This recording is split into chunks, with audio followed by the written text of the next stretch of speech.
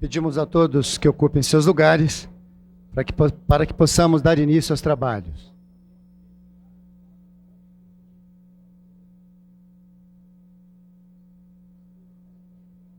Convidamos todos a ocuparem seus lugares para que possa ser iniciada esta audiência pública.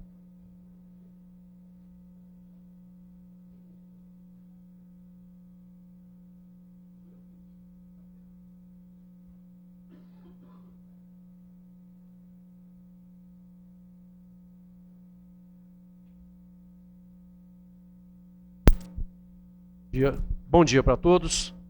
Declaro a condição de presidente da Comissão de Meio Ambiente, Ciência, Tecnologia e Turismo aberta a audiência pública dessa comissão e passo a composição imediatamente da mesa.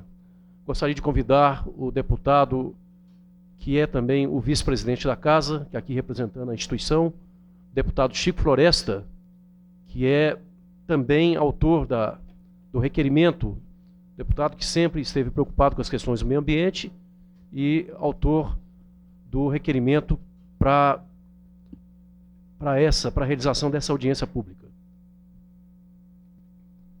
Gostaria de convidar para compor a mesa também o representante do Dr. Antônio Gomes, secretário do Meio Ambiente, que, por compromissos assumidos anteriormente, designou o senhor Fernando Fonseca para aqui representá-lo.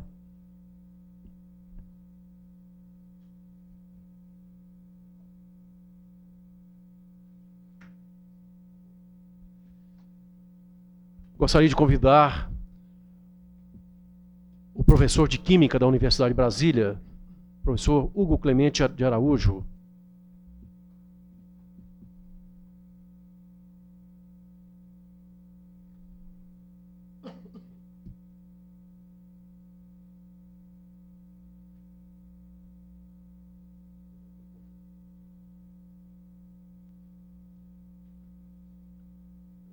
Representando a rede de postos aqui no Distrito Federal da BR Distribuidora, o senhor Gastão Pazinato.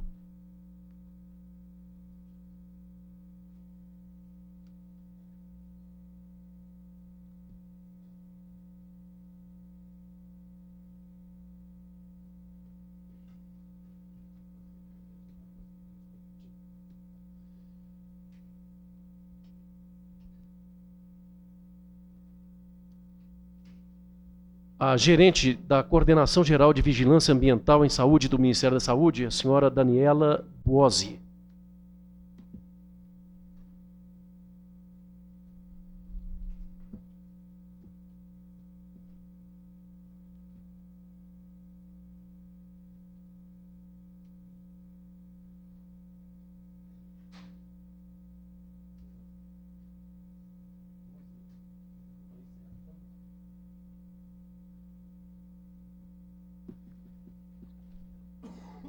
O presidente da Associação Nacional de Vigilância Ambiental, Vizinhos e Vítimas de Postos de Gasolina, ANVIG, o bispo Robson Rodovalho.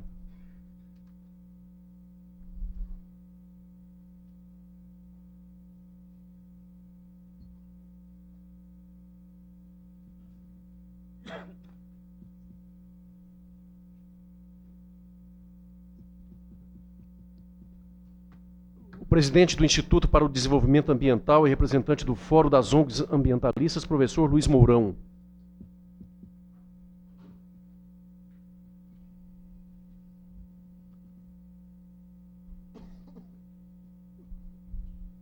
O médico Dr. Edson Saraiva Neves, que é uma das pessoas também que passou por esse problema da contaminação ambiental e está aqui, no caso, representando essas vítimas da contaminação ambiental.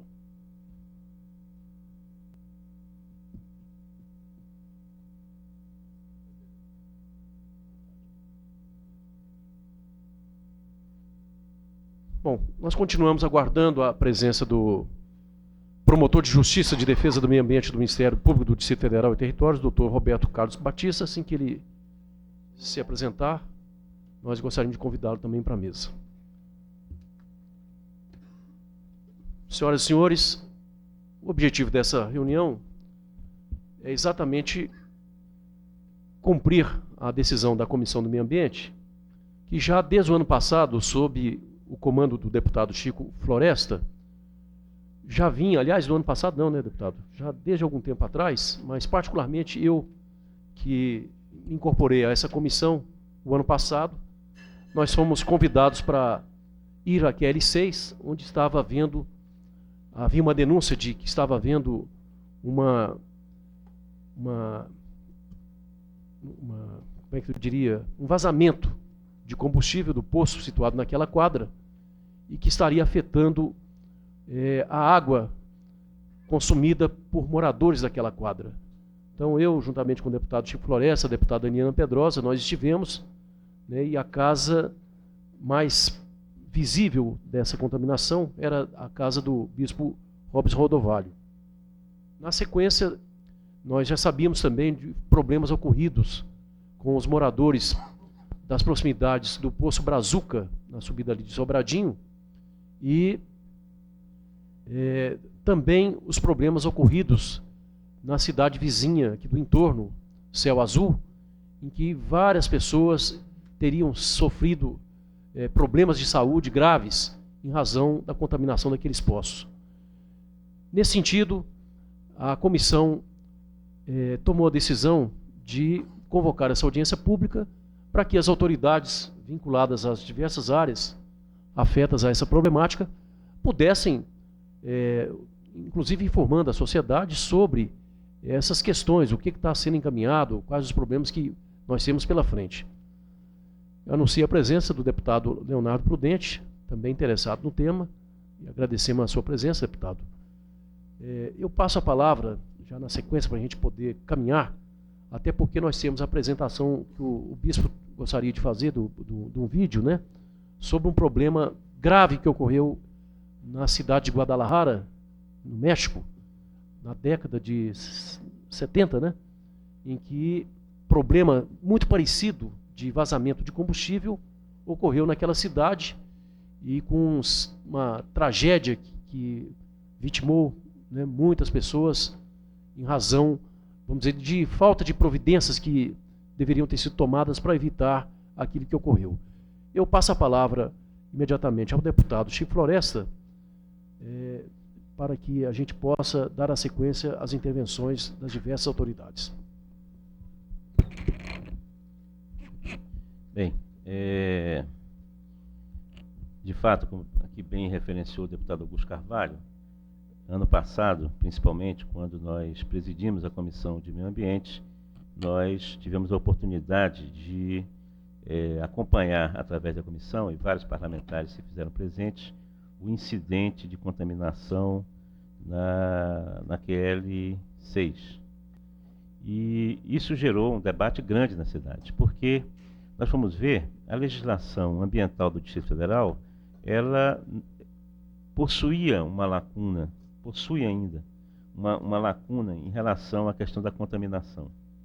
Então, o meu gabinete está preparando uma série de projetos de lei, alguns aqui vão ser distribuídos, para que nós possamos cobrir, do ponto de vista legal, esta questão da contaminação. Nós fizemos uma pesquisa em vários estados, né, brasileiros, e também pesquisa na internet para ver como isso era tratado, e participei de um seminário na semana retrasada, né, um seminário internacional, em que essa questão da contaminação foi tratada. Então, deste seminário, uma série de ideias novas nós estamos trazendo e transformando em projeto de lei, né? Definição de áreas de risco, definição de contaminantes, definição dos riscos à saúde, que ações o Estado precisa ter para prevenir eventuais possibilidades de contaminação, a desativação de sítios contaminados. Então, é um conjunto de projetos de lei que nós estamos preparando nessa área. E todos eles foram motivados por este incidente. Já havia ocorrido um incidente anterior, que era do Posto Brazuca, e mais este incidente do Lago Sul. E o que nós percebemos é que este pode ser um processo que esteja ocorrendo sem que haja uma quantificação.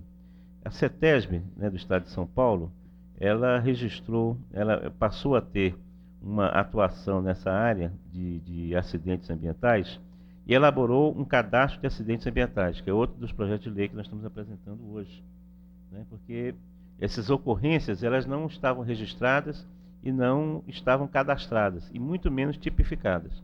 Então a ideia de se fazer um cadastro é interessante porque registra a ocorrência e tipifica, né, os vários níveis de incidentes ambientais que venham a acontecer. Só para se ter uma ideia, em relação a postos de gasolina, no estado de São Paulo, foram realizados, do período de 97 a 2001, 438 atendimentos emergenciais, envolvendo vazamento de combustíveis em postos de revenda. Quer dizer, 33 casos foram registrados em 97, 62 em 1998, 69 casos registrados em 99, 54 casos registrados em 2000, 41 casos registrados em 2001. Então, daqui a importância de se ter, né, esse cadastro. Quer dizer, você pode passar a quantificar, você pode ter o registro e a quantificação, e nós aqui no Brasil não somos muito adeptos, né, da quantificação e das estatísticas, mas elas são fundamentais para verificar a eficácia das políticas, né, e do ordenamento legal. Então, esse exemplo aqui da CETESB é muito elucidativo da importância que nós temos a dar nesta questão. O vazamento, né, de gasolina, eu acho que o professor de Química da Universidade de Brasília vai poder ter a oportunidade de falar com mais detalhes, mas ele envolve principalmente a questão do chumbo como metal pesado e as consequências disso para a saúde. A Petrobras e outras distribuidoras e outras refinarias vêm dizendo que a quantidade de chumbo na gasolina vem diminuindo paulatinamente. E aí é importante o concurso do professor para se saber exatamente se essa quantificação, né, da quantidade de chumbo na gasolina, ela coloca em risco não só a vida humana, mas coloca em risco o meio ambiente. A caracterização que nós temos é que coloca. Então, é evidente que o fundamental é nós prevenirmos essas situações. Então, dotar os postos de gasolina de condições adequadas, né, de monitoramento, e existem já os meios técnicos para esse monitoramento, para se evitar que, num eventual vazamento, continue prolongadamente. Eu lembro, passou na minha mente agora, o caso de um posto de gasolina que o proprietário não sabia por que tinha tanto prejuízo, e demorou 20, 30 anos aqui em Brasília. Né? Não sei se vocês lembram desse incidente. E era vazamento. Vazamento, ele faliu, né? Chegou a falir, pois é. Então, quer dizer, 20, 30 anos, um vazamento continuado, sem que se desse conta, né? Sem que houvesse qualquer monitoramento. Então, acho que essa audiência pública, que o presidente Augusto Carvalho, né, em tão boa hora, montou e preparou, ela vai ter um papel fundamental. Primeiro, para que nós possamos realçar essa lacuna da legislação e buscar, né, as formas de resolver. Segundo, para que nós possamos passar para toda a opinião pública a importância de termos um sistema preventivo, um sistema de monitoramento. E terceiro, para discutir a reposição, tanto do ponto de vista legal quanto do ponto de vista moral, daqueles que sofreram o problema mais na pele. Eu acho que é necessário que nós discutamos isso hoje, né? Quer dizer, essa situação precisa ser reposta de alguma forma. Tanto do ponto de vista moral, porque nós estamos no âmbito da comissão, nós discutimos e percebemos uma completa ausência de critério do ponto de vista da Petrobras Distribuidora. Infelizmente, eles têm aqui hoje um representante, no sentido do tratamento humano. Do ponto de vista ambiental, depois do incidente, é evidente que a Petrobras, a distribuidora, colocou lá todos os mecanismos para procurar a solução, a remediação do problema. Não a solução, a remediação do problema. Mas me parece que na relação com aqueles que sofreram a contaminação, pelo menos nós registramos muita crítica, né? E eu acho que essa audiência também tem a oportunidade de nos colocarmos todos em uma mesa para debatermos esse assunto. Nós achamos que cabe à distribuidora e também à Petrobras uma ação no sentido de reparação de danos, tanto ambientais quanto humanos que aquela comunidade sofreu. Então, acho que este, deputado Augusto, são os parâmetros dessa nossa audiência. Quero parabenizar mais uma vez Vossa Excelência por estar... Nós sabemos como é difícil montar estes processos. Eu acho que a assessoria de Vossa Excelência foi muito precisa, muito hábil, no sentido de estarmos todos aqui nessa mesa para darmos curso a esse debate. Obrigado, deputado Chico Floresta. Eu quero agradecer a presença de todos, registrando aqui algumas anotações que foram nos passadas.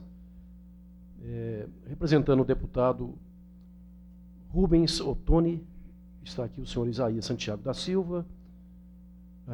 Ainda também representando a Petrobras Distribuidora, o senhor Antônio Sobral, o senhor José Eduardo Sobral também, da Petrobras.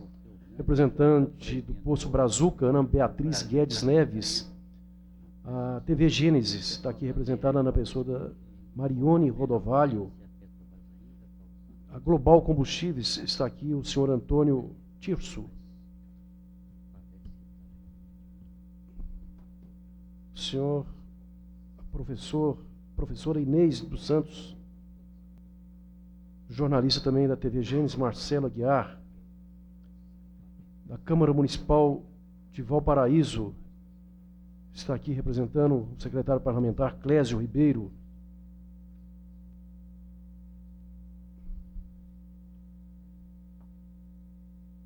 Representando a MAPA, uma instituição que eu não consigo entender, com o senhor Antônio Lopes Rezende, também assessor comercial da Petrobras Distribuidora, a senhora Isa Coimbra. O Instituto pelo Desenvolvimento Ambiental, IDA, a senhora Patrícia Mazzoni. Também da Petrobras Transporte, o senhor Lino Francisco Rodrigues. Da SEMAR, está aqui o senhor, o diretor, Dontalmo Ervilha. Também da SEMAR, o senhor Admir Braz Pereira. Fábio Salles, João Salles, consultor da ATPI. A Jane Silveira, pesquisadora da Universidade de Brasília. O senhor Walter Moura, que é o diretor do Centro-Oeste da Brasilcom. O Instituto Verde Vida, representado pela senhora Inês Maria Alves da Silva.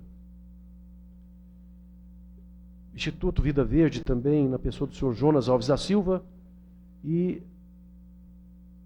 Anvic, representada pela presidente do Conselho Fiscal, Eliana Chaves Cavalcante. Obrigado a todos. Sintam-se todos aqui na mesa, que é pequena.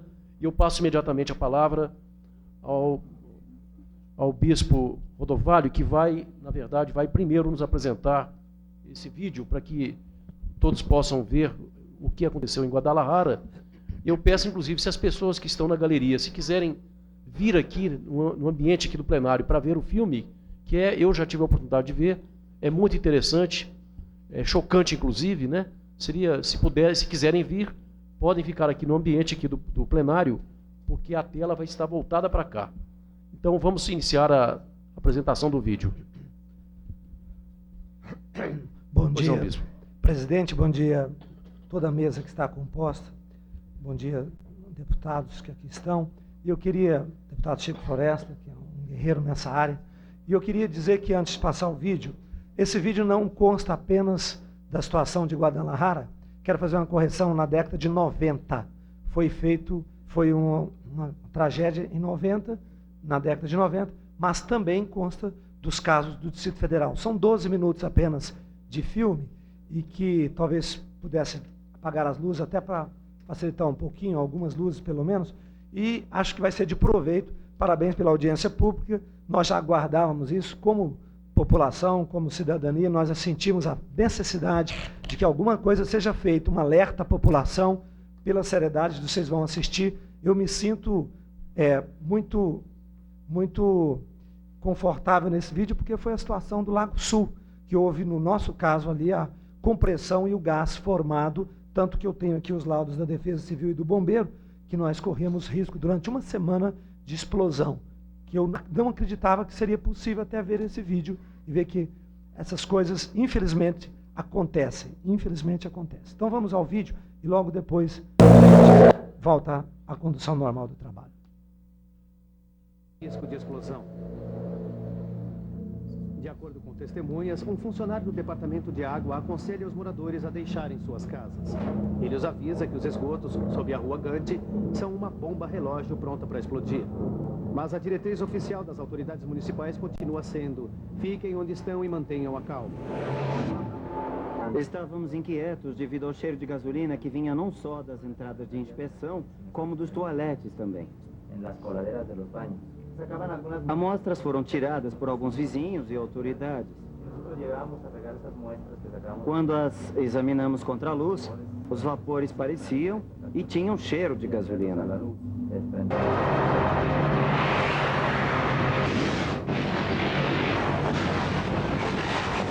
Ouvi um boom tão forte que fiquei completamente surda e cega. A explosão rasga o subsolo ao longo dos dutos de esgoto. Onde havia pavimentação e casas, segundos antes, agora há somente uma imensa cratera ao longo da rua coberta de escombros. Mas isto é apenas o começo. A explosão desce pelo esgoto, destruindo todas as ruas acima. Uma ocorre às 10h10. Uma às 11h30. Lugar algum é seguro. As pessoas não sabem para onde ir, nem onde ocorrerá a próxima explosão. Tampas de entrada de inspeção voam pelos ares. Feridos precisam de ajuda rápida. Pessoas estão morrendo. Com tantas ruas destruídas ou bloqueadas, os serviços de emergência lutam para chegar a ela e a outros atingidos pelas explosões. São 10h20 da manhã, 14 minutos após a primeira explosão. E outras mais irrompem na cidade. Muitas explosões estão ocorrendo na rua Gandhi.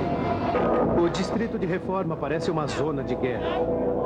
Para os sobreviventes, como Sérgio Gomes, a cena é indescritível. Não havia casa, só escombros por toda a parte. Uma hora depois da primeira explosão, os deslocamentos de ar continuam.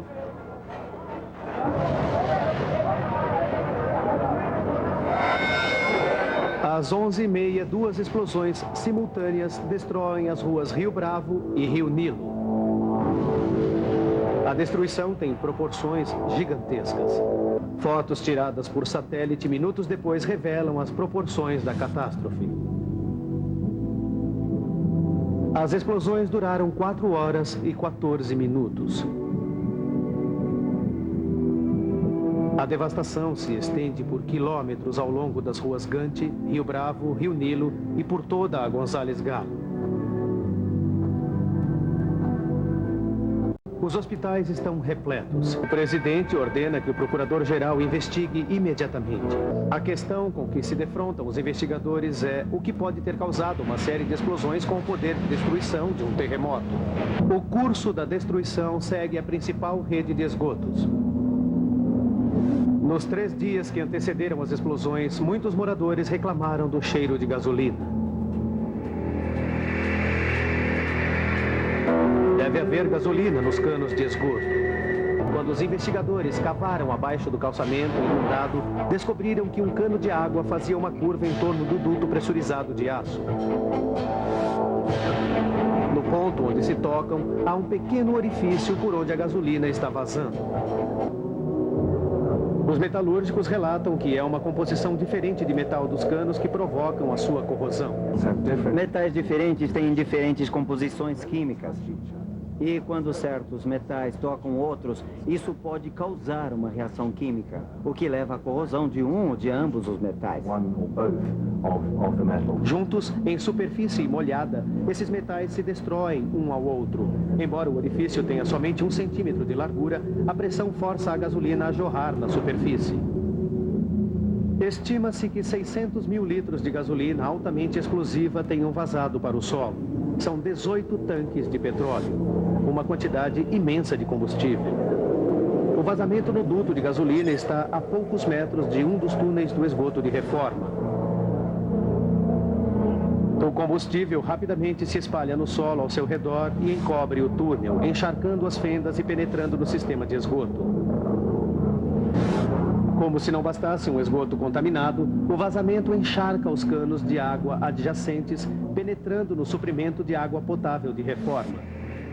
Estimam que 250 pessoas morreram, 1.440 ficaram feridas e mais de 15 mil ficaram desabrigadas. Constantemente, o Distrito Federal vem sendo alertado de contaminações por vazamento de combustível em seu lençol freático. 3 grandes acidentes ambientais já vitimaram centenas de pessoas que tiveram suas vidas e saúde abaladas simplesmente por beberem água. Água contaminada por gasolina, óleo diesel e derivados do petróleo. Tudo isso ocasionado pelo derrame de combustível no solo, causado por tanques de armazenamento de combustível mal conservados e envelhecidos que encharcam o solo com gasolina. Dezembro de 2001. O vazamento de gasolina na QL 6 do Lago Sul é detectado. Num dos lotes vizinhos, de propriedade do bispo Robson Rodovalho, há uma cisterna de onde era retirada a água para uso doméstico. Dela surgiram sinais de contaminação do lençol freático, cheiro e gosto de gasolina. Segundo as vítimas, o gás invadiu a tubulação de esgoto e entrou nas instalações sanitárias da casa. Dezembro de 2001. Inaugurado na época, o Posto do Céu funciona na quadra 118 do Céu Azul, ao lado de dezenas de casas. Na época, os poços do tipo cacimba eram a única fonte para o abastecimento de água das residências existentes na região. Poucos meses depois, como relatam os próprios moradores, o cheiro e gosto de diesel começou a se manifestar na água dos poços. Em agosto de 2003, moradores da quadra, incluindo crianças, foram submetidas a exames toxicológicos. Os testes constataram a presença de derivados de petróleo no organismo delas. Os laudos foram elaborados por iniciativa do laboratório, que em 2002 detectou componentes da gasolina no organismo de 6 das 21 vítimas do posto Brazuca, em Brasília. Muita dor de cabeça. Aí depois da dor de cabeça eu comecei a sentir muita dor no estômago. Inclusive eu estou com um exame marcado ainda para fazer, mas estou na rede pública, né? Você sabe como é que é, maior dificuldade. Antes da gravidez eu sentia muita coceira e saiu ferida no meu corpo e dor de cabeça também. Como é que era, qual que era a cor da água, o cheiro, o aspecto dela? Forte o cheiro da água, forte mesmo. A gente cheirava assim, dava até vontade de respirar. Cheiro de quê, você lembra? Cheiro de óleo diesel. E a cor? A cor amarelada. E aí essa água vocês bebiam, lavavam roupa, fazia tudo? Nós bebíamos, lavava roupa, fazia comida, entendeu? Tudo com água, né? E aí o que o senhor começou a sentir? O que o senhor e a sua família começaram a sentir? Era estourando a pele, dor de cabeça, dava até rumo nas crianças, entendeu? Aí estourava a pele da gente, senti muito. Dor de cabeça, diarreia, me deu um derrame parcial e tive problema de coração e a minha pressão. Eu não tinha problema de pressão. A sua filha teve qual sintoma da contaminação? Ela estava nas férias que ela estava, né?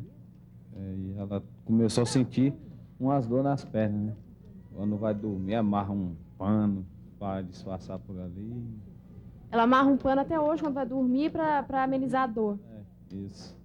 Então, devido não ter os cuidados médicos, né? Agora mesmo, hoje mesmo eu consultei, estou com nódulo no seio, né? Vou saber o exame, o que é que vai, se é maligno ou se é benigno, né? Tem que esse resultado, então é um tratamento para essa vida. E o que sua família sentia na saúde? Sentia dor de cabeça? O que ela sentia? Vômito, queda de cabelo.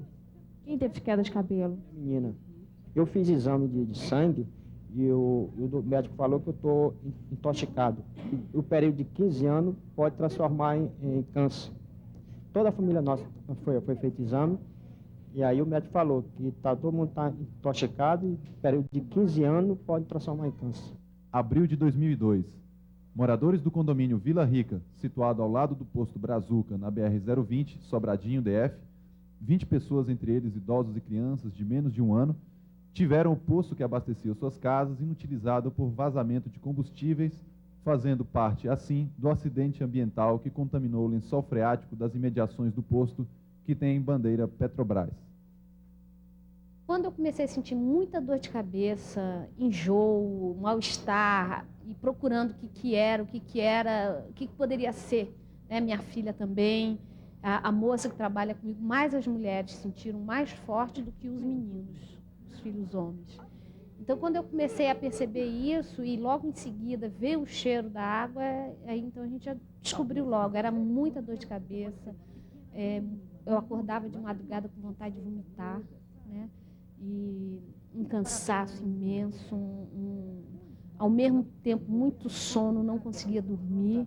Foi uma alteração assim no meu sistema assim geral. Foi uma das pessoas que foi mais atingidas, foi meu filho, Arthur. E hoje ele está com 3 anos, mas a dentição dele, a primeira dentição praticamente foi perdida. E ele apresentou no início, hoje ele está melhor de saúde, mas ele apresentou muita anemia. E a gente teve uma série de problemas no início da vida dele, o primeiro ano, o segundo ano. Esses sinais de intoxicação foram dor de cabeça, náusea, vômito, tonteira. Minha esposa, por exemplo, tinha uma dor de cabeça alucinante e fraqueza, muita astenia, muita fraqueza, fadiga. Em abril, começou a sair da torneira mesmo a água com gasolina, que a gente começou a sentir muito forte o cheiro, o gosto. Então, os técnicos chegaram lá e disseram que a pior contaminação seria se a gente continuasse comendo aquelas coisas que estavam sendo plantadas ali, né? E qual foi a constatação dessa região, do posto Brazuca? A constatação é que havia uma contaminação de extensões bem graves, né? E que a população estava ali realmente com um sério risco de contaminação. Que tipo de contaminação e como se deu essa contaminação? Bom, a contaminação, a fonte da contaminação se deu pelo vazamento de tanques de gasolina subterrâneos existente no posto Brazuca. A consequência disso foi que os postos, o poço que eles bebiam água estava vazando com contaminantes do tipo de petroquímicos.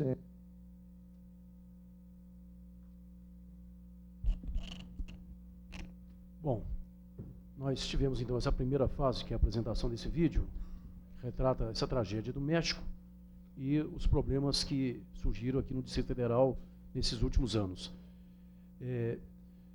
Nós vamos então iniciar a nossa intervenção dos nossos convidados e eu vou ser obrigado a pedir que a gente procure ser o mais sucinto, porque a mesa é bastante ampla e a gente gostaria de ouvir todos. Então, gostaria de pedir a cada um dos que vão fazer as suas intervenções que sejam o mais breve possível para que a gente possa depois extrair o melhor resultado. Então, eu passo a palavra ao bispo Robson Rodovalho para fazer suas considerações. Depois de nós termos já nos cumprimentado e visto o vídeo, eu gostaria de dar rapidamente uma lista de fatos que expressam a nossa situação no Brasil. 15 mil áreas contaminadas, 1,3 milhão de pessoas com potencial de riscos, 3 mil postos de combustíveis no Brasil estão em riscos de vazamento. No DF, 260 postos existem, pelo menos na época da pesquisa da Kátia, feita pelo UNB. 59% apresentam problemas de vazamento. 59% dos postos do DF. Não sei se vocês perceberam, pela matéria de Guadalajara, aquele senhor que fala é um PhD de Harvard, o nome dele não está no vídeo, porque nós tivemos que diminuir as imagens, mas ele é um PhD em Engenharia e Química de Harvard. E ele mostra uma coisa, que uma vez que o combustível vaza e vai para o lençol freático, ele em contato com o metal, tanto da tubulação do esgoto quanto da tubulação de água, há uma absorção. E é exatamente isso que o Distrito Federal hoje está correndo o risco. Quer dizer, o fato de ter uma poça de combustível, de óleo diesel, gasolina, automaticamente vai haver uma absorção pelos metais. E no nosso caso do Lago Sul, né, foi exatamente idêntico, porque nós sentimos a contaminação, embora tivesse muito cheiro, tivesse até cor, mas nós sentimos pelo gás que veio, ele entrou no tubulão, aqueles tubulões de esgoto dão para o lago, lá no caso da QL6, porque é assim, encontrou a pressão da água, o gás, o que ele fez? Ele voltou para as nossas residências da quadra todinha. Por isso que nós sentimos vazando nos nossos banheiros, nas cozinhas, porque ele fez o circuito contrário. Pois bem, essa é a situação do Distrito Federal.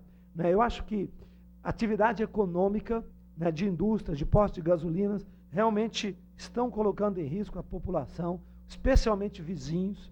É uma realidade, não tem como fugir disso. Os laudos das próprias empresas constam isso. No meu caso, a própria Petrobras assumiu a responsabilidade, dizendo que houve contaminação da área, que houve risco. Tá, eu tenho todos os laudos. Né?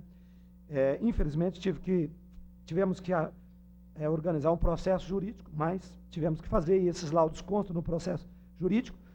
Atividade econômica com risco à saúde e à vida humana, sem nenhuma legislação que proteja o vitimado. A nossa legislação hoje protege muito a recuperação do meio ambiente, mas não a vítima, não as pessoas que estão ali dentro.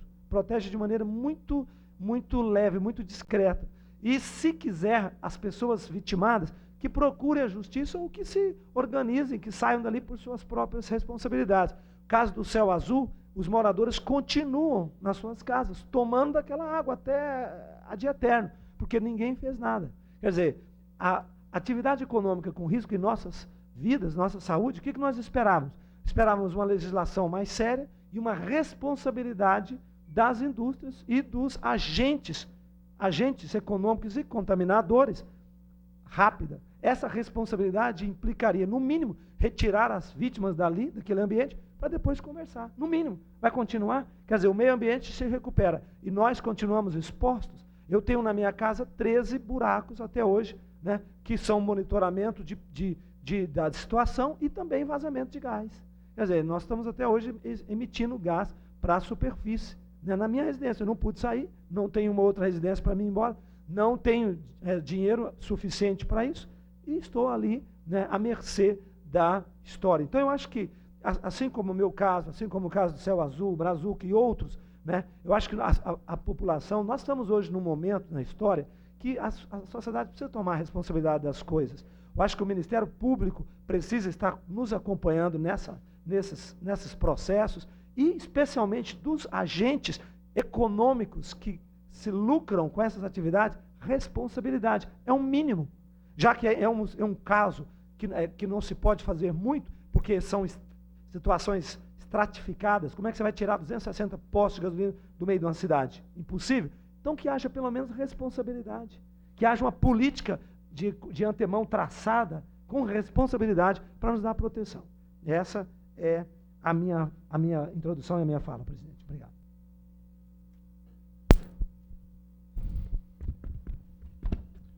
Passo a palavra ao deputado Leonardo Prudente para fazer sua breve saudação.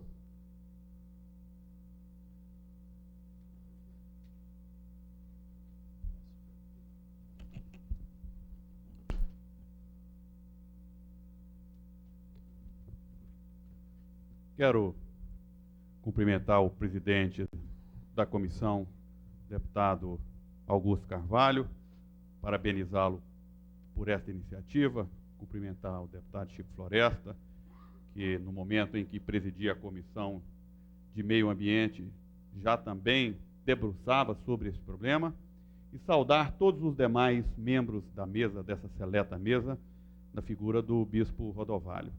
Os companheiros, cumprimentar os moradores, os vitimados que estão aqui, os servidores dessa casa, os jornalistas, minhas senhoras e meus senhores. Eu tenho acompanhado, né, de uma forma superficial a questão da Brazuca, mas de uma forma mais próxima a agonia e o que vem passando a família do Bispo Rodovalho nesta questão da Petrobras. Veja o que foi colocado nesse vídeo, e eu até gostaria até de também fazer uma abordagem também técnica na área, como geólogo. Eu poderia dizer que o arcabouço geológico que nós estamos assentados sobre ele pertence a um grupo chamado Grupo Bambuí. E dentro desse Grupo Bambuí nós temos a formação Paranoá que é uma sequência de rochas, né, de rochas metamórficas e rochas metasedimentos, de estratos que são alternadamente porosos e alternadamente impermeáveis. Nós temos camadas de folheiros, e essas camadas são camadas impermeáveis que mantêm, né, todo esse óleo, toda essa gasolina armazenada ao longo de milhares ou até milhões de anos, se considerarmos a questão da era geológica. Portanto, essa questão é de consequências, Bispo Rodovalho, incalculáveis. É difícil de nós mensurarmos, por mais que sejam especializados em relação às projeções, né, quais são os desdobramentos que nós podemos, até porque, especialmente com a presença de metais pesados, como chumbo e outros elementos químicos. Mas o que mais nos entristece é o fato de não ter a política voltada também para os vitimados. E neste momento eu não vejo nenhuma política, nem mesmo para o meio ambiente. Eu não vi nenhum trabalho de recuperação ambiental de nenhuma dessas áreas ainda. Sequer, né, o meio ambiente foi respeitado e sequer as pessoas e as vítimas têm sido respeitadas. É um absurdo, é um desrespeito que a Petrobras vem fazendo com essas famílias. Os donos de postos de gasolina também são solidários, têm responsabilidade solidária em relação a isso, e essa casa, o Poder Legislativo, a Casa do Povo, a Câmara Legislativa, deputado Augusto Carvalho, não pode se furtar a este momento de tomar medidas enérgicas, e nós temos que, efetivamente, não como 3 deputados, mas os 24 deputados precisam se unir em função disso, porque o que nós assistimos, os depoimentos das vítimas, nós estamos vivendo um Césio 137 aqui no Distrito Federal. São situações de repercussões imprevisíveis. Veja o que aconteceu em Guadalajara, né, e o que pode acontecer conosco, e não será por falta de aviso. É importante a TV Legislativa, a TV Gênesis, que estão aqui cobrindo este evento, para que a sociedade também possa ter o conhecimento da gravidade que está debaixo dos nossos pés. Será que num posto de gasolina próximo da sua casa não está acontecendo a mesma coisa? Uma vez que 58%, como tecnicamente foi dito, 58% dos postos de gasolina têm os seus tanques vulneráveis à questão da infiltração. É preciso, deputado Augusto Carvalho, que o governo do Distrito Federal também tome as suas providências e, em casos, não apenas em casos como estes, mas que a gente possa ter a obrigatoriedade da inspeção disso, sob pena de cassação do alvará de funcionamento desses estabelecimentos. A população não pode ficar à mercê disso, a sociedade não pode ficar passiva em relação a isso. Portanto, eu parabenizo o deputado Augusto Carvalho, deputado Chico Vigilante, né? Há também a Associação Nacional de Vigilância Ambiental e dos vitimados com crimes ambientais, dizer que nós vamos cobrar. Essa casa vai cobrar providências, né, não só da Petrobras, mas vai cobrar providências do governo do Distrito Federal, através das administrações regionais que concedem os alvarás de funcionamento, e também para que nós possamos construir, a partir dessa audiência pública, deputado Augusto Carvalho, um projeto de lei que crie os mecanismos para a fiscalização e o monitoramento desses postos. Muito obrigado e parabéns mais uma vez. Obrigado, deputado Leonardo Prudente. Sinta-se, Vossa Excelência, na mesa.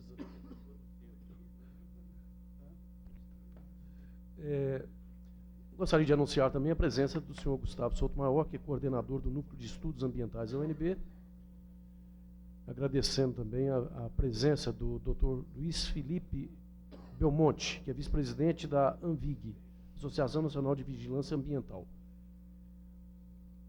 Passo a palavra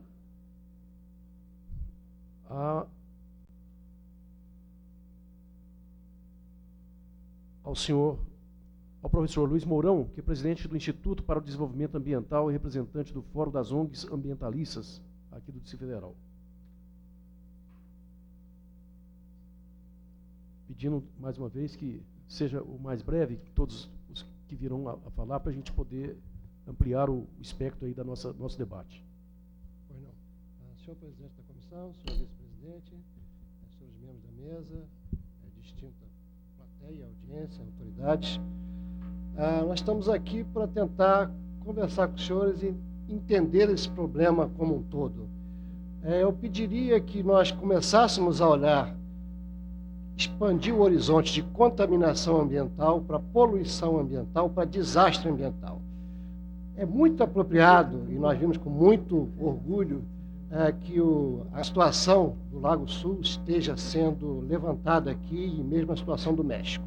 Mas, na verdade, nós estamos verificando a cada momento, cada minuto, na estrutural, casos de poluição e contaminação ambiental.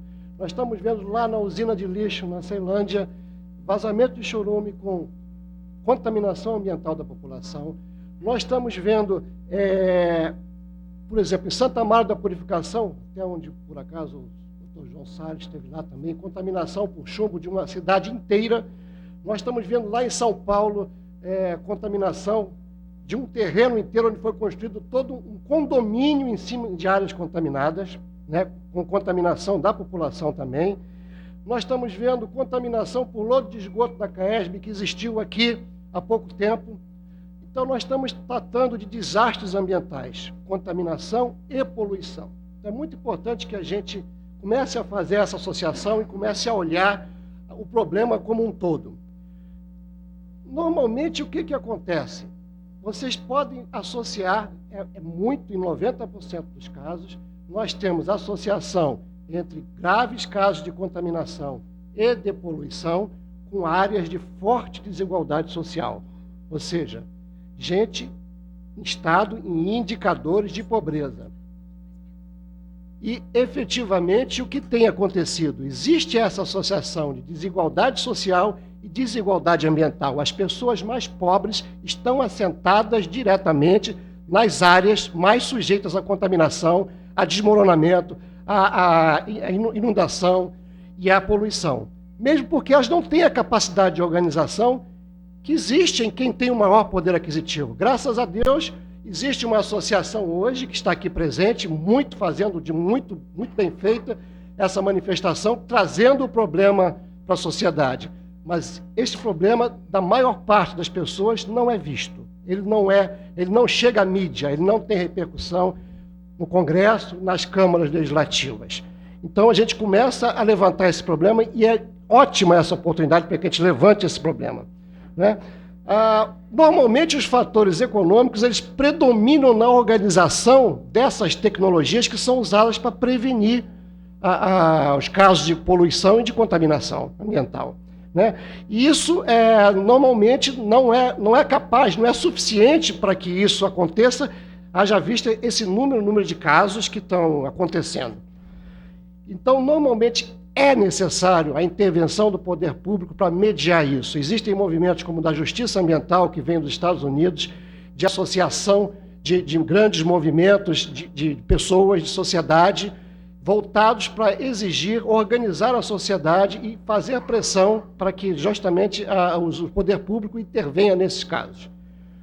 E, como medidas práticas, pragmáticas para esse tipo de situação, nós temos que ter, como experiência, a criação de fundos específicos do governo, poder público, para financiamento de projetos e pesquisas destinadas a examinar não só contaminação ambiental, casos de desastre ambiental. Porque qual dos senhores conhece aqui qual foi o resultado, o que aconteceu quando houve o grande desastre que jogou não sei quantos milhões de litros de óleo lá no Rio de Janeiro há 5 anos atrás?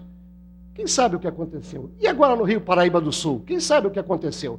Os casos são perdidos, a gente perde a história, a ação, por mais que haja ação civil pública na justiça, totalmente a gente não tem a menor noção do que aconteceu.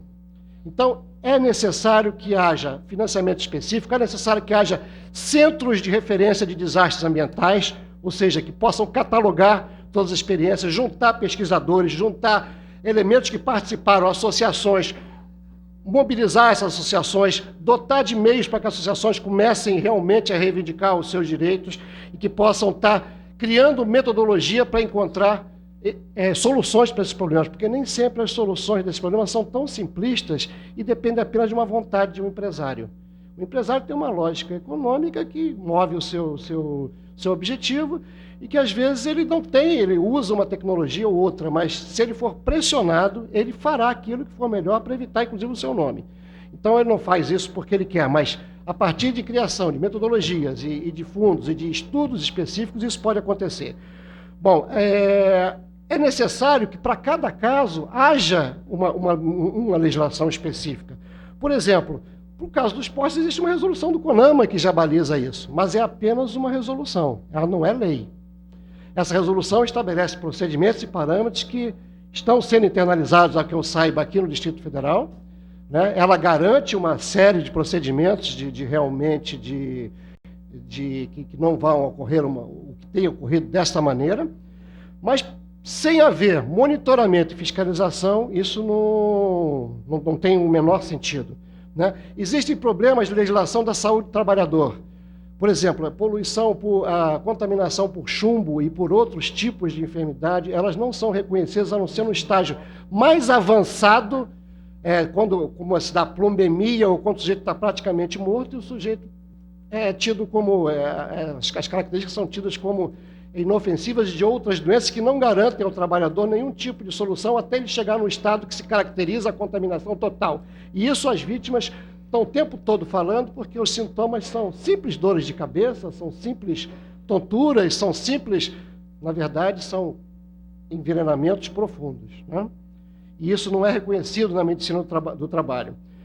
Existe, na fiscalização específica para os postos, a gente não é possível que seja feito simplesmente uma expensão de estanqueidade nos postos.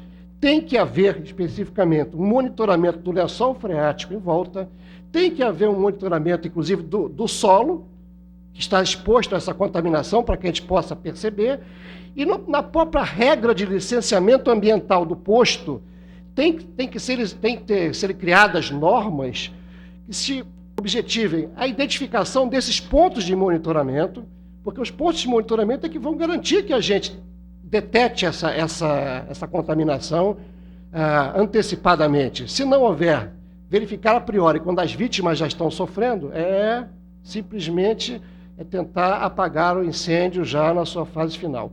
Então, o monitoramento e a fiscalização tem que ser efetivados de uma maneira diferente do que tem sido feito hoje, né? E de uma maneira bem mais complexa, e tratar do licenciamento especificamente desse monitoramento.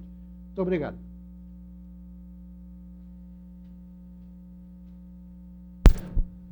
Obrigado, professor Luiz Mourão.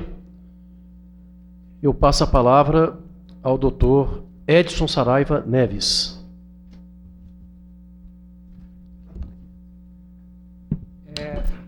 Posso falar daqui mesmo? Grato, deputado. Agradeço aqui o convite, né? E você, o mais rápido possível, para auxiliar aqui os trabalhos. Cumprimento aqui a audiência, a seleta audiência. Eu quero dizer primeiro o seguinte, que meu nome é Edson Saraiva Neves, sou médico aqui em Brasília, e no ano que vem faço 30 anos de profissão. E pelas cargas do destino, né, eu milito há muitos anos nessa área de ecologia, e até o nome da minha clínica é Clínica de Ecologia Médica, Dr. Edson Saraiva. E realmente, ter a minha família, amigos contaminados da maneira brutal, foi, assim, algo que hoje, até hoje, me emociona muito. Que foi... jamais esperava isso. E então, aqui, eu vou fazer um pequeno depoimento do seguinte, como uma vítima. Primeiro, como uma vítima. Eu fiquei chocado, e aqui estou novamente um tanto quanto, assim, reiterando a minha surpresa de ver a ausência da Procuradoria do DF, da República, nisso.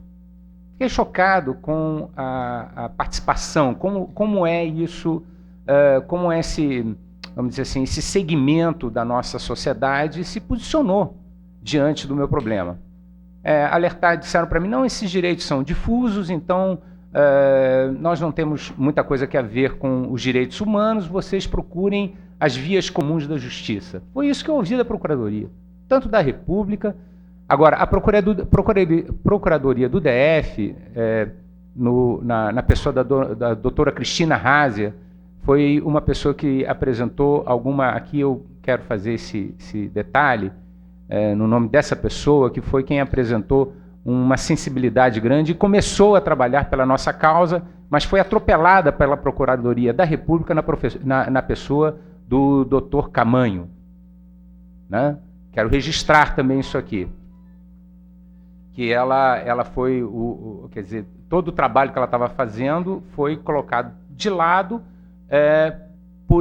pela intervenção intempestiva e desse procurador, que às vezes é muito badalado aqui no DF, mas para mim, pelo menos, e para toda a nossa família e tudo mais assim, ele se portou de uma maneira inconveniente, é o mínimo que eu posso dizer. Então, o nosso périplo, né, quer dizer, a nossa via crucis, durou quase 3 anos de luta, de ir na imprensa, ir no Legislativo Federal. Foi uma batalha imensa, e eu tendo que trabalhar, e atender a família, né? Atender os amigos, porque apresentavam sintomas sérios. Porque, vejam bem, existe uma coisa incrível em termos de benzeno, Bitex, benzeno, tolueno, etileno e xileno, é a turminha do benzeno. Ou você é um intoxicado agudo, ou se reconhece que você tem uma contaminação aguda e morre por ela, né? Ou se reconhece quando você tem uma leucemia. Da intoxicação aguda até a leucemia, parece que o benzeno não causa mais nada. E ele é clastogênico. Clastogênico quer dizer, ele quebra DNA. Se ele quebra DNA, dependendo da pessoa, ele pode, vamos dizer assim, suscitar um determinado tipo de sintomatologia diferente do João. No José, ele aumenta a predisposição mórbida daquela pessoa a apresentar uma sintomatologia diferente da sintomatologia do Antônio. O professor aqui de Química pode me dar um auxílio nisso aí. Então, a clastogenicidade do benzeno é tal que ele acaba sendo, me desculpe, eu vou usar um termo aqui do panteão hindu, ele é um deus Vishnu. Ele é totipotencial, quer dizer, pode ser que uma pessoa aqui comece a apresentar problemas no sistema imunológico. João, sistema imunológico. Mário pode apresentar problemas no sistema glandular. Maria no sistema glandular. Então fica uma coisa assim que vamos dizer, as empresas, elas se escondem atrás do seguinte: bom, isso aqui não a pessoa está apresentando um problema de hipotiroidismo, isso não é do benzeno, porque vamos dizer assim, toda a organização científica, eu mandei trazer do EPA mais ou menos são 5 caixotes de trabalho sobre benzeno para eu estudar. Parece o seguinte, porque não é só uma questão da Petrobras, é Texaco, é Shell, como dizia Nelson Rockefeller, o melhor negócio do mundo é petróleo, o segundo melhor negócio do mundo é petróleo mal administrado. Então nós estamos trabalhando contra os gigantes, né? Então, o que eles fazem? Eles colocaram algumas pepitas de ouro no meio de uma quantidade imensa de documento lixo. Então você não encontra, sabe como é? Ou te pagam porque te contaminaram por intoxicação aguda, ou te pagam porque deu leucemia. No meio do caminho não existe nada. Impossível, deputado. Tem que ter alguma coisa. E é como eu estou dizendo, ele vai desenvolver, ele vai intensificar a predisposição mórbida das pessoas, porque ele é clastogênico. Ele quebra o DNA. Então o DNA começa a difundir o que a gente chama de transcrição genética, começa a difundir proteínas que são perversas dentro do organismo e vai, no João, trazer problemas na imunologia. Mas aí quem reconhece que é benzeno? Porque não tem rastro. Compreende? Então é um deus Vishnu que se esconde no meio. E a população mundial, que é aí que eu quero trazer o problema. O problema do chumbo é um problema pequeno. Nós estamos tratando aqui do problema mais grave de poluição ambiental no planeta, porque benzeno vamos dizer assim, horizontalizado da China à Índia. Isto é mundial, não é Brasília. E nós não podemos... Veja... tentar fazer uma verossemelhança do problema de benzeno com problemas de outros metais pesados. Eu estudo metal pesado, que é importante. Eu estudei muitos anos mercúrio, contaminação de chumbo. Eu fui o primeiro médico de Brasília a fazer análise mineral de cabelo em pessoas. Então eu tenho um tempo nessa área de trabalho. Isto é importante, mas benzeno vamos dizer assim, como eu diria aqui para tentar dar uma ideia para vocês, é o Ronaldinho Gaúcho desse problema. Para os senhores terem uma ideia, a Organização Mundial de Comércio, no ano passado, aumentou a quantidade possível de benzeno em chocolate. Quer dizer, comer o chocolate, hoje em dia, porque é interessante, se você fizer análise mundial disso, você pega quanto que nós estamos produzindo de cacau no mundo. Tanto. Quanto que o povo está comendo de chocolate? Tanto. Né? Não tem esse nível de cacau para produzir esse chocolate. De onde vem esse chocolate? Vem do benzeno, porque ele é pleomórfico, você faz o que você quer com aquilo ali, é carbono. O professor sabe bem disso. Né? Então eles fazem algo que tem gosto, cheiro, sabor de chocolate, não é chocolate. A Organização Mundial de Comércio aumentou o nível de benzeno. Porque eles dizem isso, porque eu não vou voltar a dizer, já disse o que eu queria dizer, ele é castogênico, então ele tem uma totipotencialidade de produzir N problemas que não são necessariamente leucemia. Tá? Eles podem produzir um problema de tireoide. Hoje, a questão de hipotiroidismo é uma questão que praticamente é uma epidemia, o problema de hipotiroidismo. Tireoidite Hashimoto, hipotireoidismo é um problema epidêmico. E eu aposto 5 dedos que o benzeno está no meio dessa história. Aposto isso. Então, veja bem, aqui, rapidinho, meu périplo, encontrei algumas coisas assim, tipo, a BR tem responsabilidade com o que acontece na frente dos seus postos e não com o que acontece no fundo. Eu ouvi isso de um rapaz lá da BR. Outra coisa, nós, apesar do laudo do Dr. Brasil, daqui de Brasília, porque nós éramos 21, mas nós fizemos só de 6, porque nós não tínhamos dinheiro para fazer de 21 pessoas, das 21 vítimas, fizemos de 6. Os 6 deram contaminação, mas só reconheceram, o Departamento de Saúde da BR, só reconheceu que nós fomos expostos, apesar do laudo que demonstrava que tínhamos intoxicação por benzeno. Mas nós assinamos, quando assinamos o nosso,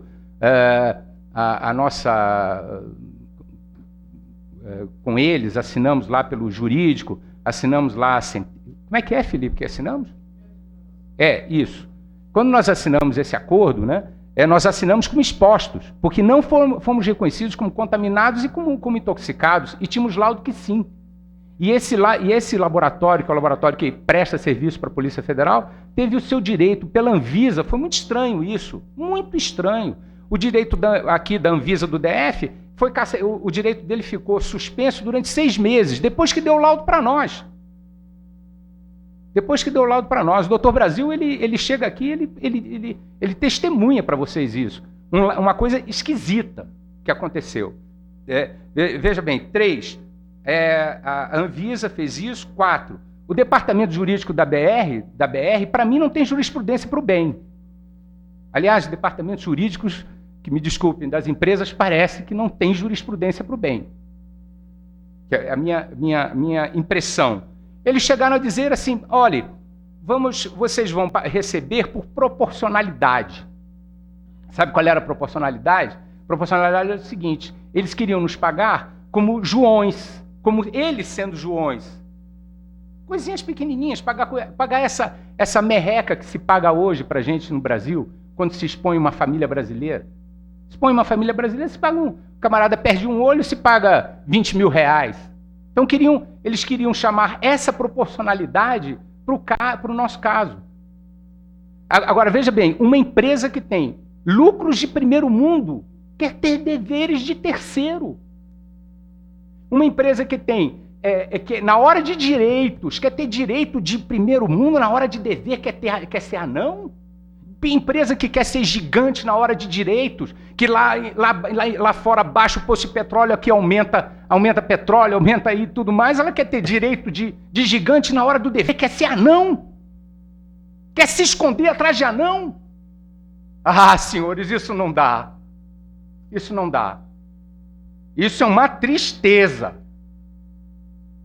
Uma tristeza. E eu digo isso pelo seguinte, lá no dia que Getúlio assinou aquilo lá, estava meu pai lá.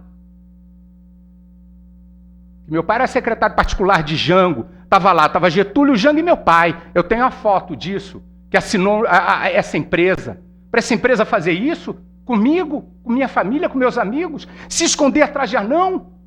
Uma luta de 3 anos. Uma briga imensa, senhores, para conseguir valer um direito de eu ser reconhecido como exposto. Eu fui intoxicado. Eu não fui exposto, eu só assinei aquilo lá. Por que eu ia fazer? Eu ia entrar para essa justiça nossa? Porque o poluidor, ele faz isso. Ele se esconde atrás dessa justiça que nós temos morosa, que os procuradores não estão aqui. Por quê? Por que procurador da República, procurador do Distrito Federal não estão aqui? Por causa do tal direito difuso. Quer dizer, lagartixa, minhoca vale mais do que eu. Vale mais do que ser humano nesse país. O direito difuso, que eles chamam, é direito obtuso e direito confuso. Difuso é coisa nenhuma. Obtuso e confuso. E nós vamos mudar essa história. Nós vamos mudar essa história. Nós queremos um rito sumário, a ANVIG, que é um rito sumário. É sumário. Nós temos que encontrar uma maneira de que o poluidor não fique por trás dessa legislação caduca, não fique por trás desse jurídico lento, porque seja um rito sumário. Entrou ali, é PAN. Não tem para onde sair. É isso que nós vamos lutar. Nós vamos lutar junto com o bispo para nós termos esse rito sumário dentro da nossa legislação no Distrito Federal e no Brasil. Nós vamos fazer isso. E pode ter certeza que isso pode demorar 1 ano, pode demorar 2 anos, mas nós vamos na luta, nós vamos para a rua, nós vamos brigar. Porque nós não vamos deixar esse povo, como está aquele povo lá, dizer assim, bandeira branca. Seu fulano que pega e se esconde atrás de bandeira branca, porque a BR ainda, vamos dizer assim, com tudo isso, ela ainda respondeu alguma coisa. Para o bispo ela não fez não, mas para mim fez, à custa de muita briga. E o povo lá de bandeira branca, que se esconde por trás da tal da bandeira branca, você não sabe nem quem é. E aí, mas veja bem, na hora de determinada maneira, na hora de vender, vende petróleo da Texaco, vende gasolina da Shell, vende gasolina da BR. De determinada maneira, esses grandões estão por trás, não estão? O grandão está por trás do pequenininho lá que é da bandeira branca. E esses caras não produzem gasolina, não produzem óleo diesel. Eles estão vendendo de quem? Da TEL, da Shell, da Texaco, que também tem responsabilidade nessa história. Então nós vamos resolver isso. É rito sumário. Para com isso no país. E eu vou atrás, eu tô montando um trabalho sobre essa questão, eu vou saber o que benzeno faz. Porque tem pepitas de ouro no meio daquelas mais de 50 mil páginas que eu estou encontrando uma maneira de que eu vou encontrar o que esse negócio faz realmente no ser humano. E nós vamos, se Deus quiser aqui com o auxílio do bispo, colocar para a população o que é benzeno, que benzeno está por trás de uma quantidade muito grande de doenças. Não é só leucemia, não. Não é só leucemia, não. E aqui eu termino minhas palavras, porque senão eu vou me estender muito e eu me emociono demais.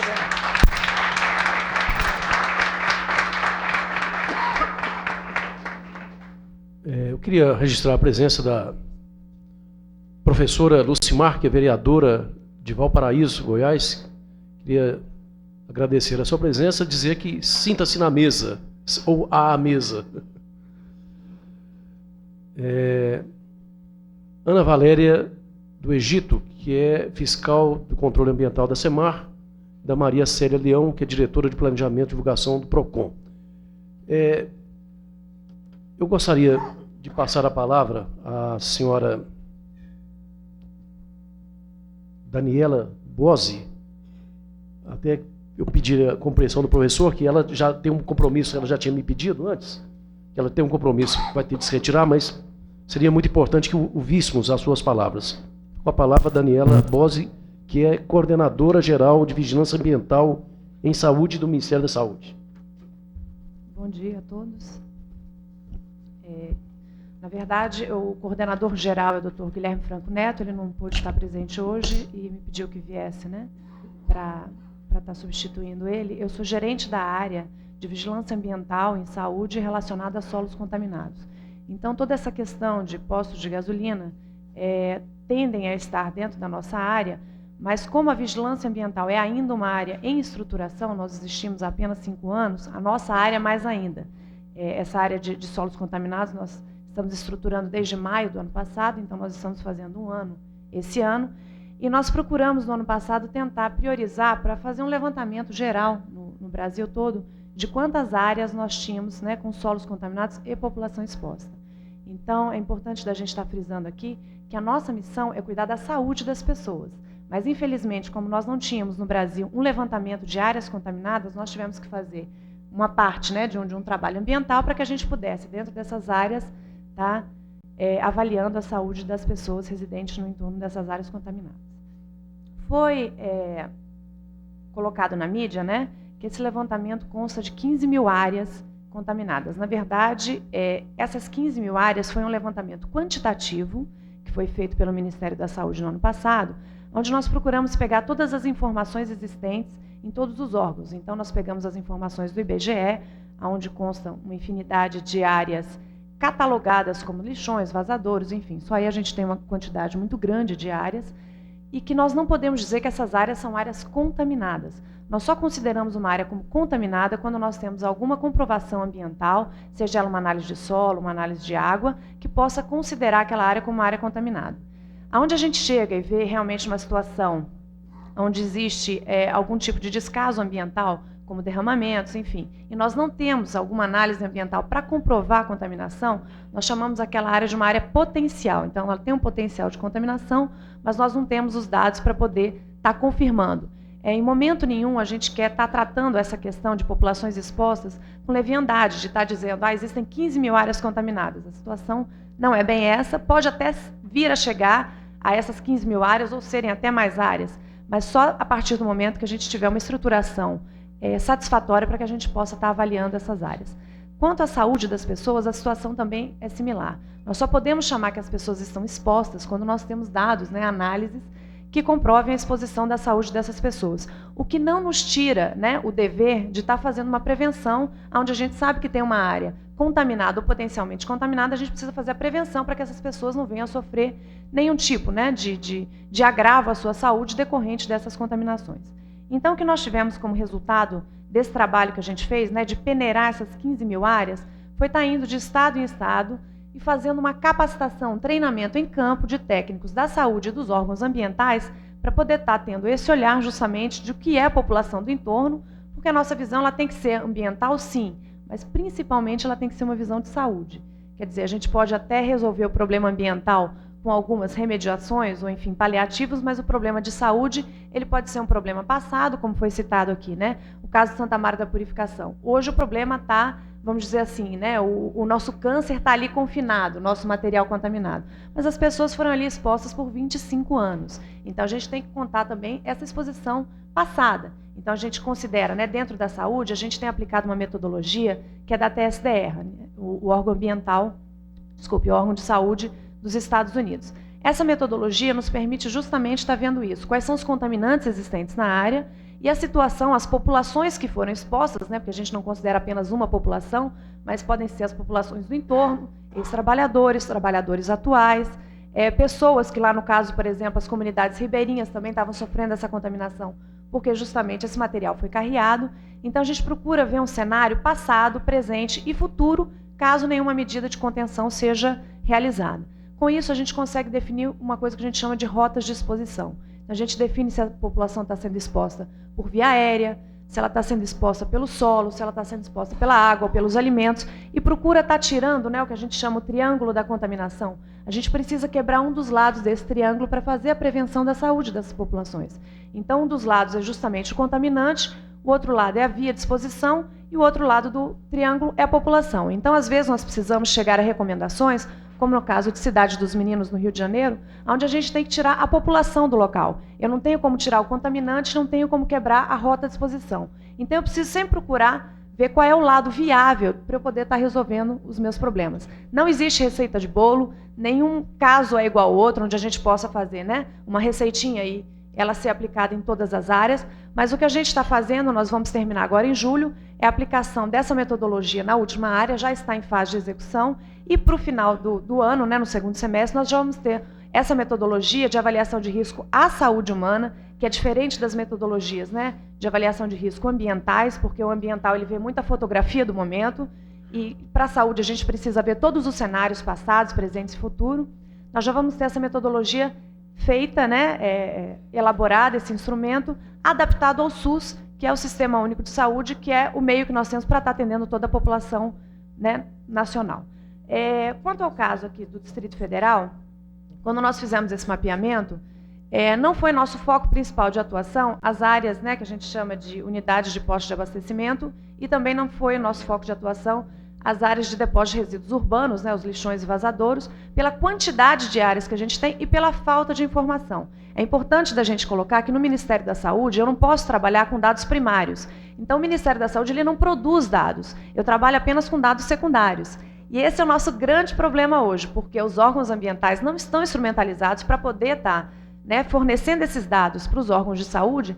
Então a gente acaba tendo muito área potencial e muita população sob risco de exposição, por falta de dados, por falta de instrumentos, enfim, por falta de uma estruturação para que a gente possa estar levantando os dados, né, suficientes e eficientes para que a gente possa estar caracterizando essa contaminação e a exposição da população. Uma coisa que é importante da gente colocar também é que assim, nós banimos de dentro do Ministério da Saúde a palavra nexo causal, que está sendo muito colocada aqui hoje, né? Então eu sou exposto a isso, eu tenho isso. A coisa não funciona muito desse jeito. Nós temos aqui começar a falar de risco adicional à saúde. Não me importa se aquele composto ele vai ser comprovado que existe aquele nexo relacionado a ele, mas qualquer exposição a um grau X daquele composto pode vir a me causar algum tipo de ocorrência na saúde. É isso que nós estamos tentando trabalhar, é o risco adicional à saúde. Então não me importa ali se eu tenho um contaminante ou 10 contaminantes. Eu preciso saber tudo que tem ali, porque cada um desses contaminantes vai ter um tipo de repercussão na saúde das pessoas. Então, às vezes, a gente se preocupa muito com o agora, mas a gente tem que ver o passado, essa exposição passada dessas pessoas também. Parafraseando aqui um caso já citado de Santa Maria da Purificação, hoje eu não tenho contaminação por arsênio no local, mas eu tive essa contaminação passada. Quando a usina funcionava, tinha exposição por arsênio. Então, eu tenho que fazer minha vigilância de saúde visando todos esses compostos. Então, é uma coisa muito importante da gente estar levantando também. Então, assim, nós, no Ministério da Saúde, nós consideramos essa metodologia bastante completa e estamos tendo aí uma grande dificuldade, né, de estar aplicando essa metodologia pela quantidade de técnicos que nós temos no Ministério da Saúde hoje, que é extremamente reduzida. Essa metodologia, nós já estamos em curso, com um curso, né, sobre essa metodologia online, porque eu não tenho como estar deslocando técnicos, porque hoje só 5 pessoas no Brasil trabalham com essa metodologia, então a gente está procurando capacitar de uma forma, né, mais ampla possível por um curso online, mas é um curso que dura 4 meses, nós estamos ainda no piloto dele esse semestre, para o semestre que vem já está podendo lançar esse curso nacionalmente.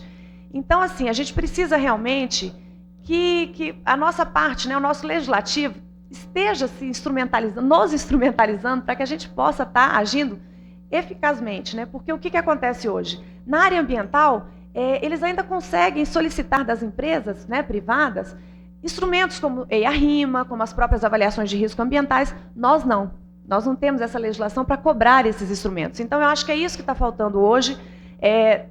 O que vai trazer de diferencial para a gente estar aplicando essa metodologia? No final dessa metodologia, tem 2 capítulos que se chamam Conclusões e Recomendações, para a saúde e para o meio ambiente. Então, ali vai estar dito tudo o que a gente precisa fazer para fazer a prevenção, né? E não só a prevenção, mas controle, monitoramento e avaliação da saúde das populações que foram expostas e podem estar vindo a ser expostas em casos, né, de áreas potenciais. Então, eu queria colocar aqui no Distrito Federal, né, das 689 áreas que foram mapeadas no Brasil, 24 estão no Distrito Federal. Não quer dizer que no Distrito Federal existam só 24 áreas, mas foi um trabalho onde a gente fez uma capacitação e a gente tem como expectativa que essa capacitação seja continuada, né, pelos técnicos da área de saúde e meio ambiente. Pontualmente, a gente tem tentado dar assessoria a alguns estados que têm nos solicitado, né, em casos específicos, como, por exemplo, aconteceu agora no caso da Shell Basso Cianamide, que também é um caso bastante conhecido, né, da contaminação do recântaro dos pássaros em Paulínia. Então, a gente tem dado esse suporte, tem feito o atendimento, né, aos estados e municípios e tem tentado elaborar relatórios conclusivos para que se possam tomar medidas efetivas de saúde. Porque não adianta simplesmente a gente falar, vamos fazer um exame, mas que exame? Hoje o nosso Sistema Único de Saúde não está preparado para isso. Então é isso que a gente tem tentado fazer. Até o final do ano a gente pretende também ter protocolos de saúde para o acompanhamento de populações expostas para cada um dos tipos de exposição. Mas como eu estou colocando para vocês, é uma área de estruturação, nós não temos hoje capacidade de estar atendendo todo o Brasil, mas na medida do possível estamos disponíveis, né, como sempre estivemos. O Dr. Edson já esteve lá Dr. Guilherme algumas vezes também tratando desse caso, e sempre que possível a gente tem tentado atender. Mas, mais uma vez eu coloco, nossos recursos são reduzidos, né? E nosso corpo técnico, principalmente, porque eu acho que o recurso não é nosso grande problema hoje. De uma forma ou de outra, assim, criativamente a gente consegue resolver os problemas sem muitos recursos. Mas nosso problema hoje é técnico. Então, se a gente pudesse estar tendo como cobrar dessas empresas que causam os danos, realmente, a questão, né, do princípio do poluidor-pagador, que realmente que quem polua faça os estudos e chegue a estudos conclusivos, esse é o nosso mundo ideal. Então, nos Estados Unidos, eles têm uma coisa lá que se chama superfundo. Então, o órgão, né, de saúde, que seria o Ministério da Saúde deles, vai lá, pega dinheiro nesse superfundo e faz os estudos que ele entende que são necessários. Nós não temos como fazer isso porque nós não temos esse superfundo. O nosso recurso ele não existe para fazer dados ambientais, quer dizer, é uma coisa ainda um pouco ilógica dentro do Brasil falar o Ministério da Saúde fez análise de solo. Parece que a gente está fugindo da nossa missão, né? Mas é justamente isso que a gente está querendo quebrar e criar mesmo essa intersetorialidade do setor saúde e ambiente para que a gente possa trabalhar. Então, o que eu queria deixar registrado aqui é que a gente se coloca à disposição para o que for necessário e se realmente houver o interesse, né, da empresa de estar arcando com os custos desses estudos que a gente considerar necessários, às vezes a gente tem dados secundários suficientes hoje para estar analisando o caso Brazuca. Eu não posso afirmar isso para vocês, porque no ano passado, em outubro do ano passado, eu agendei uma reunião com o responsável por essa área na Petrobras, e ele não compareceu à reunião, também não mandou os dados que nós solicitamos, então eu hoje não tenho como avaliar se os dados são suficientes para que a gente possa dizer, olha, os problemas na saúde são esses, e é dessa forma que o sistema precisa se organizar, o Sistema Único de Saúde precisa se organizar para atender essas pessoas. O Sistema Único de Saúde ele está apto a atender, mas desde que a gente diga como esse atendimento deve ocorrer. Para isso eu preciso desses dados secundários, como eu coloquei para vocês, para poder aplicar minha metodologia de avaliação de risco à saúde humana, para dizer o que é necessário. Então era isso que eu queria colocar para vocês. Obrigada.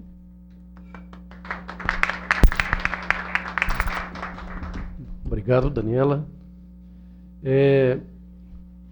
Eu vou passar a palavra agora ao professor de Química da Universidade de Brasília, Hugo Clemente de Araújo. Prefere falar da tribuna? Da mesa? Muito obrigado. Senhor deputado Augusto Carvalho, deputado Chico Floresta, minha grande admiração pelo que estão tentando fazer, né? E sei que vão encontrar dificuldades, é claro, mas eu pedi a palavra exatamente para reforçar o que o Dr. Edson disse, né? E falar um pouco do ponto de vista químico, né, desses contaminantes que estão na gasolina, né? Eu tenho uma pequena história para contar que há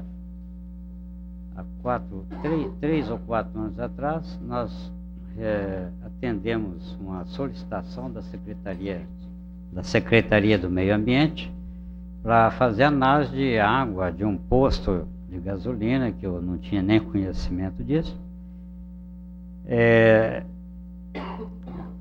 Inclusive, pedido feito pelo Admir, né, da Secretaria do Meio Ambiente, e analisamos essa água e ficamos muito assustados, porque um dos componentes da mistura, que era benzeno, e benzeno nós sabemos que é uma substância terrível, tá? O que é encontrado na gasolina, que é considerado como contaminante, é benzeno, tolueno. O tolueno atualmente está substituindo o benzeno nos laboratórios. O etilbenzeno, que é um outro composto da mesma família, e xileno. Xileno é um líquido que é até usado nesses liquid paper, é o solvente de liquid paper, é o xileno. Mas de todos esses, benzeno é realmente, como disse o Dr. Edson, terrível. Ele é cancerígeno, causa câncer realmente, tá? E quem respira aquilo ali vai ficar temporariamente sofrendo alguma coisa, mas a respiração, né, é renovável, o ar é renovado e ele é expelido, certo? Os males que ele causa através da respiração são passageiros, mas aquele que ingere, né, água contaminada com benzeno Esses daí eu sinto muito, fico muito triste por eles, mas deve ter causado algum mal, sem dúvida, como disse o doutor Edson, né? E a análise que nós fizemos, a primeira análise que nós fizemos foi um escândalo, né? Tá aí o admin de prova, uma quantidade de benzeno muito alta mesmo, que era capaz de, né, matar qualquer pessoa se continuasse naquilo ali.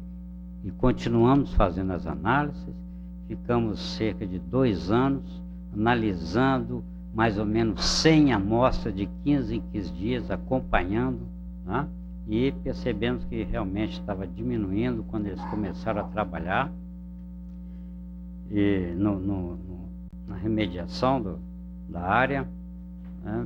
E eu estive lá no Poço Brazuca, visitei, olhei todos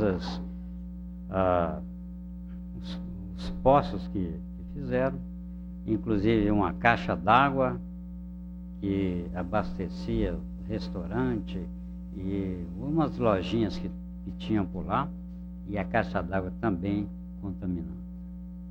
Então, quem tomou daquela água, eu fico muito triste por eles.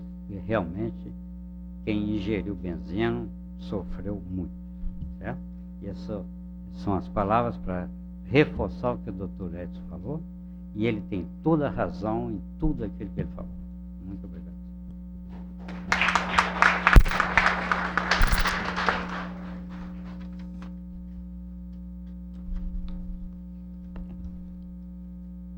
Eu vou passar a palavra agora ao senhor Gastão Pazinato, que é o gerente de rede de postos aqui no Distrito Federal da BR Distribuidora.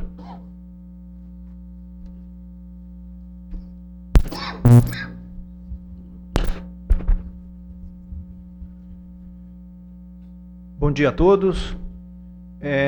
Meus cumprimentos a todas as autoridades, na pessoa do deputado Augusto Carvalho e Chico Florença.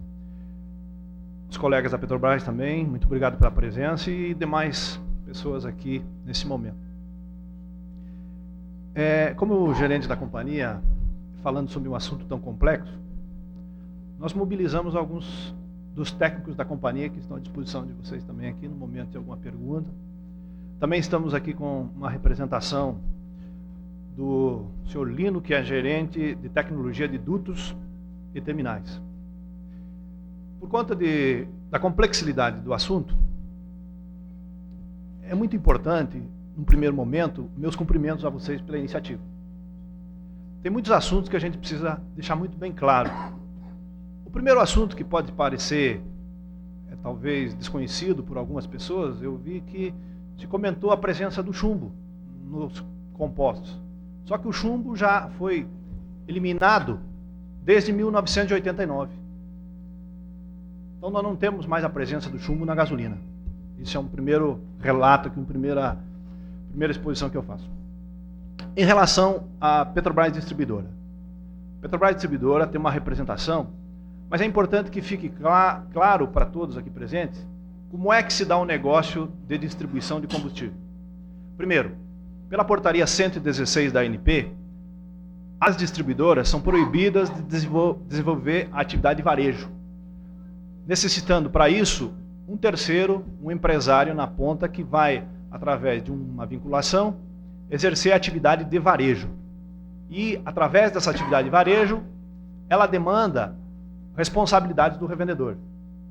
Quer dizer, então, nesse processo que nós estamos aqui discutindo hoje, eu acho muito importante também, nas próximas, fazer a convocação do segmento de revenda também, que é na parte dos revendedores de postos. É uma sugestão. Por quê? Porque no momento que nós colocamos a nossa marca lá, nós colocamos o nosso produto, a nossa responsabilidade, ela é solidária ao revendedor. Mas muitas das atuações dependem das providências que são devidas pelo operador. Vamos falar um pouquinho, depois eu volto a traçar esse assunto, resgato esse ponto. Por exemplo, até 2000, as resoluções, as normativas sobre postos de gasolina, sobre as instalações, eram muito parcas. Através da resolução CONAMA 273, de novembro de 2000, é que se estabeleceu uma das primeiras diretrizes sobre as instalações dos postos e as regras para se construir e instalar tanques. A partir daquele momento, veja bem, o país todo teve que correr atrás para atender toda a resolução.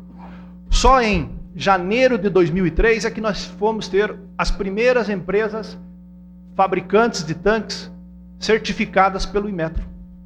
Quer dizer, a resolução foi de 2000 e os tanques passaram a ser reconhecidos, certificados, apenas em 2003. Mas isso não impediu, veja bem, das primeiras ações forem sendo tomadas. E aqui em Brasília, o que nós fizemos a partir e intensificamos os trabalhos? Numa primeira fase, nós desenvolvemos testes de estanqueidades. Fizemos uma sequência de testes em todos os postos do Distrito Federal. Mas como foi falado aqui, o teste ambiental, o teste de estanqueidade, ele mostra a posição naquele momento. Em situações que eram relevantes, nós inclusive passamos a desenvolver e instalamos poços de monitoramento, como aqui foi citado, que dá uma garantia da sequência dos trabalhos. Porque o teste de estanqueidade faz a mensuração do problema ou verifica naquele momento. Os poços de monitoramento é que tratam e você pode fazer um acompanhamento. Bom, então fizemos esses testes. Em 2003 e 2004, retestamos todos os poços novamente e também desenvolvemos, a partir do final do segundo semestre, a partir do final do primeiro semestre de 2004, nós realizamos testes de VOC, que é a verificação de compostos de gases no solo. Também já executamos nos postos do DF. E a partir daquele momento, nós estamos executando as obras, o que sugere o teste. Aprofundamento ou investigação. Todos os postos da BR distribuidora aqui do DF estão monitorados. Em paralelo a tudo isso, já desde a resolução CONAMA, nós passamos a implementar toda a tecnologia disponível no mercado. A tecnologia é o quê? A instalação de tanques jaquetados, a instalação de sensores de vazamento eletrônicos. Mas isso tudo, dentro do contexto, dentro das condições operacionais, está se fazendo gradativamente. No sentido de quê? Porque você não pode paralisar todo o segmento para poder resolver. Mesmo as indústrias, as empresas, as obras não podem se dar ao mesmo tempo, em função da própria limitação de produção de tanques, etc.